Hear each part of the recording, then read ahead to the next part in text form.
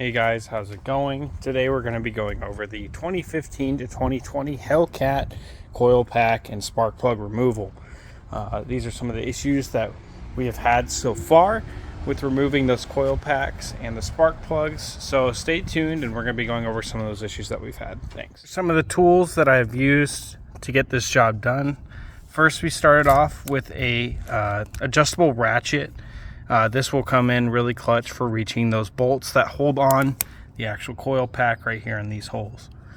Next is the actual spark plug retriever with the magnetic strip. You can get these at AutoZone or O'Reilly's. It's just a 360 swivel, and these can fit into any one of these sockets, including the ones that are right here. You can see fits in just fine, and you have access to a ratchet even on both sides. You can see right here. Fits in just fine.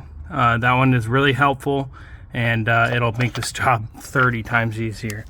For actually getting the clips off of the coil pack with the harness itself, these harnesses have little red tabs on them. I personally remove them, but there's a center tab right here in between those two gaps. That's what you're going to need to press on in order to get this undone. You can see it slightly moving there.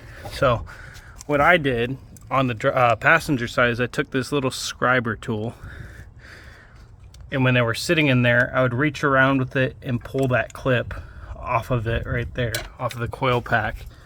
And I would use this with my other hand to push down on the actual coil pack harness, and it got it off really easy.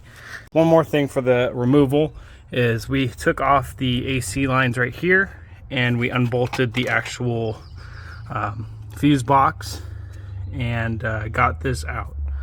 The last thing was to remove this coil pack on cylinder 7 or 8, I forgot. Jesus, I can't remember right now.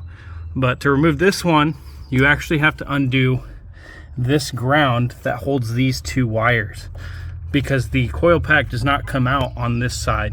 It actually rotates up and it comes out right through this hole right here. As for the driver's side, this is a fairly easier spot to get all these coil packs off of. There's more room. You will need to remove the entire intake manifold all the way to the throttle body of the supercharger, and you'll have to loosen this reservoir right here just to gain access to this first coil pack.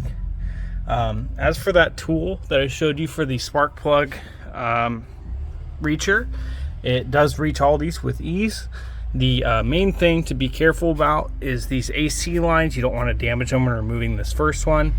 And also, here's some of those red clips I was showing you about on the passenger side.